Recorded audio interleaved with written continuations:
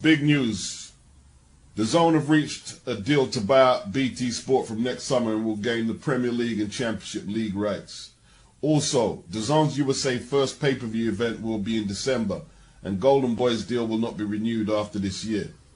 Now, I will not be paying for Chisora versus Parker 2 in December. I will not be paying pay-per-view for that, and I'm assuming that's the fight they mean. First off, Derek clearly won the first fight in London, his hometown, and they didn't give him that decision. And now you're going to go around the houses and rerun it. What's the guarantees he gets the decision this time if he wins as convincingly as I thought he did first time round? I'm not paying for it. And then, you know, Eddie's saying, well, I didn't say we won't do pay-per-view. That's not the point. That's not the point, yeah? You were saying pay-per-view is dead, pay-per-view is dead. This is why Dazn is the better option. You didn't have to say them exact words that I never said we weren't going to do pay-per-view. You've bait and switched on us. That's what you've did. It's false advertising. Now, I'm not going to cancel my subscription. I'm not going to do that. At least not for now. And maybe when I simmer down a bit, I might purchase some of the match from pay-per-views, as I did on Sky. But I'm going to definitely have a protest, not purchase the Chisora Parker event. Definitely. That's just how I feel about it. So, people are asking, will Queensbury and Frank Warren go in the buyout? No, they won't. No, they won't. They won't go until their contract's up and they'll either renegotiate or get rid of Frank. Will a lot of the American/Mexican fan base stick around without Goldenboy because there's no Mexican-American representation in terms of boxing cards on the app? Well, if that happens and Goldenboy are gone, Eddie's going to have to do more cards in America. If by summer the deal is struck and Dazn have bought BT, then we'll be getting the top rank cards that they're getting for free. Well, not for free, for part of our subscription. And the truth is, you know, like, okay, well, let's say the American and Mexican demographic does dip in subscription purchases. We're talking about an app that is international. You know, it's going out to how much countries? Is it 200 countries or something like that? And I don't think they really care if they've got the Premiership rights, the Championship League rights. I don't think it'll be a concern to them. Once they get them, they become a massive threat to Sky Sports in the UK. Besides, once Canelo departed from Goldenboy, Goldenboy no longer have been an asset to Dazn. Virgil Ortiz, he's still in the development stage in terms of star power and being a championship level boxer. Ryan Garcia, well, he's gone off the rails. What's Oscar doing? Training to fight Victor Belfort, then pulling out. Then what? Who else they got? Jaime Munguia. They got no heavyweights. If the Goldenboy contract is cancelled, depending on how long there is on Jaime and Ryan, and maybe even Virgil Ortiz's contract, they might do their own deal with Dazn and get the f*** out of Goldenboy, like Canelo did. I believe Caleb eventually will make a mistake like Billy Joe Saunders did. Either throw a lazy punch and get countered, or lean into one of Canelo's power punches, and by leaning into it, it'll double the power in the shot. He'll be incapacitated, and Canelo will have it all his way then, and the fight will be lost. And Canelo will become undisputed champion by stoppage, Caleb just ain't as battle-hardened as Canelo. Canelo knows too much tricks, too experienced, hits too hard, too physically strong. I think I'll be proven right when I've been telling whoever would listen that Caleb is not better than Callum Smith and is not better than Billy Joe Saunders. And I think Canelo's going to prove that this weekend. Caleb's going to run around the ring, throw his pity-pat shots. He'll land a few jabs here and there, but he won't be able to develop a rhythm because Canelo's got good upper body movement and head movement. I think it would be bad for boxing if Caleb wins because Al is going to try and hold the belts hostage like he did with the last piece of this jigsaw here. It's not going to be good for boxing. I'm not saying Canelo always fights all comers, you know. He didn't give Andrade a shot at anything. Key moments of the fight will be the exchanges up close, see how Caleb handles them situations. Caleb just has a fragile look about him to me. As for the undercard, there is no undercard. I know some of the names, obviously, like Ray Vargas, Anthony Dirrell, Ross's Barthélemy, but my God. Barthélemy and Dirrell passed their best. I can't really say Ray Vargas. I haven't really checked his recent form. But none of them are fighting anyone of any consequence. They burnt up that budget, man. on the purse is 10 million to Caleb, and is it 30 to Canelo?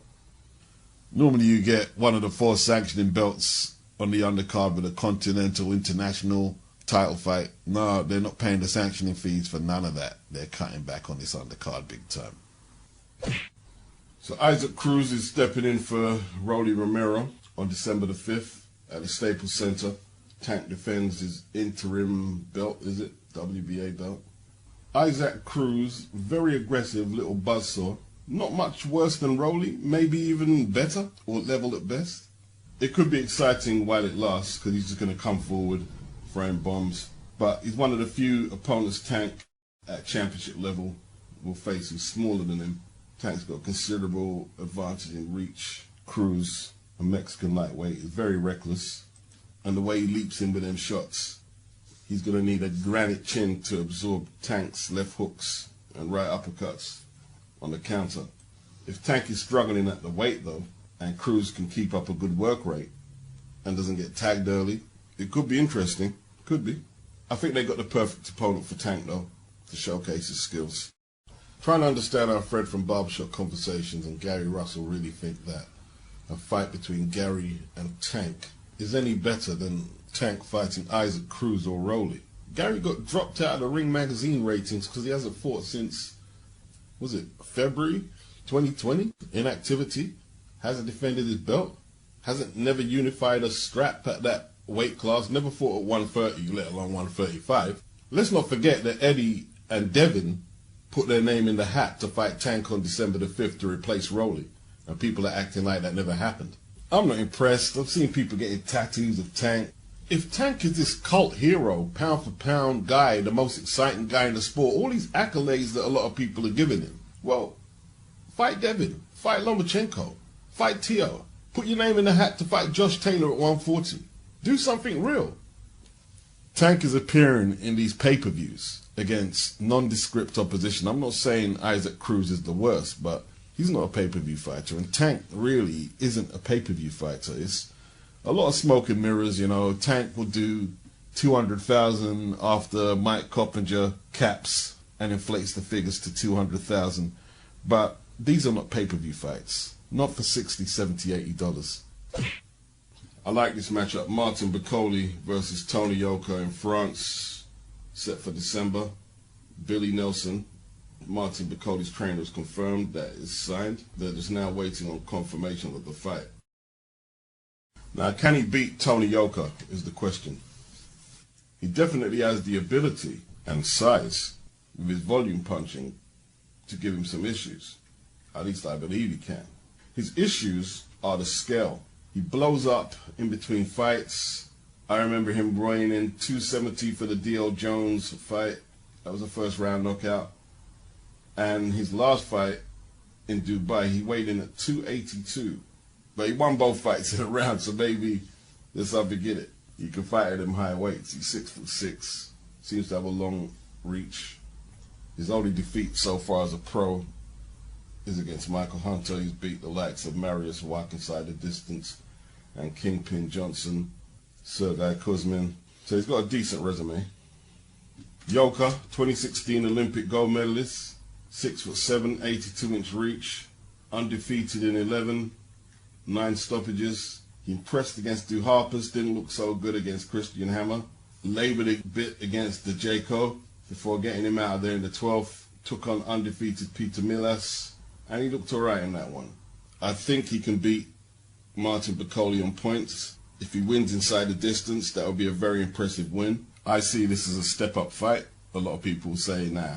I think Bakole will be competitive early, then in the late rounds, his stamina is going to come into question, and that should be enough to see Yoka through with a points win. Of course, Frank Warren was bound to say that Tyson Fury does a job on Dillian Whyte. What else would he say? Now, the WBC should be calling Dillian as the mandatory for Tyson's belt soon, in the next few weeks. I've heard Warren say what he's saying now. I've heard Arum saying that he wants to fight. I haven't heard Tyson Fury say anything, so I'm not convinced yet. I'm not convinced. He spoke about retiring. His wife spoke about him retiring. Gareth A. Davis spoke about him retiring. Let him retire. Look, and then, Otto Wallin, he can fight for the vacant WBC belt. As long as Dillian gets his shot, it doesn't have to be at no Tyson Fury, as far as I'm concerned. Let him retire. His history dictates that after a world title fight, when he fought Vlad, how long did he have until he fought Wilder? Was that 3 years or something? After he fought Wilder the first time, it was over a year until he rematched Wilder. And obviously, it took 18 months for the third fight with Wilder to manifest. So what's going to change here? I don't see him in any hurry to fight Dillian. When you're calling out Joe Joyce, when Dillian's your mandatory, I know what's up. I know what's up. I'm not going to big up Jojo Diaz or Devin Haney if this fight is agreed, because it looks like it's agreed now. I went to fightnews.com and Boxing Scene because I've been keeping tabs on this fight, and it looks like December the 4th, Las Vegas, terms are agreed for Devin Haney to defend his WBC title against his interim challenger Jojo Diaz. This is what they're supposed to be doing, so I don't want to big them up, but you feel almost compelled to big them up for taking the fight to hopefully encourage these younger cats these days. So this is live on Dazn. Is it going to be pay-per-view? We got to start questioning what's going to be pay-per-view or not. There should be an official announcement next week, Wednesday. Devin is 26-0. He's got 15 stoppages. He turns 23 on November the 17th. This will be the 4th defense of the belt. Jojo Diaz, 32-1-1 with 15 knockouts. He turns 29 on November the 23rd. They went back and forth and back. It looks like they've straightened it out. Did Eddie get his rematch clause that he so desired? Looks like he did. Goldenboy plays Matchroom, live on Dazn. It's all good. Who do you think wins? How do you think the fight plays out? Let me know. Richard Schaefer, Probellum, have a co-promotional agreement with Puerto Rican outfit PR Best Promotions, headed by Ivan and Peter Rivera. So, under the Probellum banner, you have Wasserman Boxing and Universum in Germany, Group Yvonne Michel in Canada, Maravilla Box Promotions in Spain. In the Dominican Republic, you have Sean Boxing, LNK Boxing in Latvia, Glossier Boxing in New Zealand, Buffalo Boxing in Nicaragua, Team Ellis Boxing in Australia, Armin Tan Promotions in Indonesia, and Box Office Sports in Ghana, all under that banner. The speculation, are they going to have a network or an app? Well, it doesn't look like it because, Wasserman have signed a deal with Sky for one, so Probellum are going to do what they do, provide financial, business savvy, in theory, behind the likes of Wasserman when they do their cards in Europe on Sky and Universum, whatever networks they use in Germany, etc., etc. What I like about it, it's obviously long-term strategizing. They haven't went for no big pound-for-pound names and, we need to be in the mix right away. They want to develop some grassroots boxing that's sustainable in these countries, and hopefully they'll produce some stars, hopefully they'll produce some sustainable territories and some good boxing. That's good. It's like I almost forgot that Gilberto Ramirez, he hasn't been with Top Rank for a while, and he's a Goldenboy fighter. Dimitri Bivol is with Matchroom. They're both on Dazn. Bing! They're both just floating around 175 in obscurity. There's a natural fight there. Steve Kim, he said he's spoken to both sides representing Bivol and Ramirez, and it looks like they will take separate fights. Bivol will fight in Russia on December the 11th in December, and Ramirez will fight on the 18th of December in America. And there's a possibility they may face off next year. Well, you would hope so. This is a way better fight for Bivol than John Ryder. Not good enough. No disrespect to John Ryder. There's better fights for John Ryder at 168 than Dimitri Bivol at 175. Nobody wants to see it except Eddie Hearn. I think even he's realizing now you can't pull this one off. My whole thing is, why wait until next year? These guys have had enough low-key, nondescript type fights. Why are they trying to build it up for a pay-per-view? I hope not. So Thomas Delorme has a mark partially on the back of his head, and his team consider that enough evidence that Jerron Ennis hit him with an illegal punch early in the first round. Saturday gone. So they're going to file a protest on Delorme's behalf with the Nevada State Athletic Commission. They've actually filed it. This was on Monday. Now, they'd have to prove that Ennis deliberately hit him on purpose on the back of his head. It seemed to me borderline side of the head, partially perhaps back of the head. That's just collateral damage if you're a boxer, man. What is it you want? A no contest? You don't want a victory out of this, surely. Now, referee Michael Tager, he ruled that the punch was legal. He never recovered, and a second knockdown ended the fight in the first round. You see, the problem with making moves like this is, how far do we go back to all the fighters who got hit round the back of the head? Should we go back to Sergei Lajkovic when Wilder caught him? Borderline side of the head, borderline back of the head. Should we go back that far? I mean, state your case. Are you saying he was trying to rabbit punch Delorme? Because he wasn't trying to rabbit punch Delorme. Let's not pretend that we box in the hope that every punch is going to land accurately bang on the target area. Like I said, it's collateral damage. You catch one on the side or the back of the head, it is what it is. Boots won, fair and square. And you're never going to change that perception for most people who saw the fight. You're never going to change it. Is this how you want to win? I mean, okay, let's say the referee called it. Illegal punch, Boots. He's not going to disqualify Boots. He's going to warn him. Then he would have gave Delorme the obligatory time allowed to recover from a foul. That's the only argument that Team Delorme can make. More than likely, even if the referee gave him extra seconds to recover, he would have got knocked out anyway. First round, second round, nobody cares. Nobody cares. And look, the Nevada State Athletic Commission, they must have a whole load of representatives who saw the KO live and have seen replays of it since, and there was no talk from them in the media that they're going to overturn the verdict. Why are they going to do any different just because you file a protest? Wow. According to Graham Houston, longtime boxing writer, Richard Lartey down and out in seconds versus Abdulkarim Edilov, a Russian fighter in Russia, and was stretchered out of the ring. What I want to know for Richard, though, is he weighed in 241 for the Daniel Dubois fight in 2019. Put on between 15 and 17 pounds when he fought Nathan Gorman and Fabio Wardley last year. But he weighed in for this card in Russia at 287. A staggering 287. Edilov came in at 231. I don't know nothing about him. He's only 3-0. Going into the fight, he was 3-0. So he weighed in over 20 stone. Crazy. I don't know if he's hurt bad, but he was stretchered out. And his current form, late last year, he was knocked out pretty badly by Fabio Wardley. He was unbeaten in Ghana before he started travelling in 2019 and got starched out by Daniel Dubois. He's lost his last 4, 3 of them by stoppage. Clearly can't hold anything like a real heavyweight punch. Okay, I've managed to get a copy of it. Round 1, they touch gloves. Edilov is a southpaw. He works the body with a jab. What's Richard done to his physique? He's just been eating some good food during the lockdown, man. Oh, what hit him? Was it a left hook? He sparked out, bro. Ah, that punch didn't look like it hit cleanly. I didn't take it. The left hook. It didn't look like it landed properly. It looked like it caught the gloves. Let me look at the right hand instead of the left. Well, the right hand clearly missed. The left hook looked like it hit the gloves. But Richard is on the floor, poleaxed. Hasn't moved.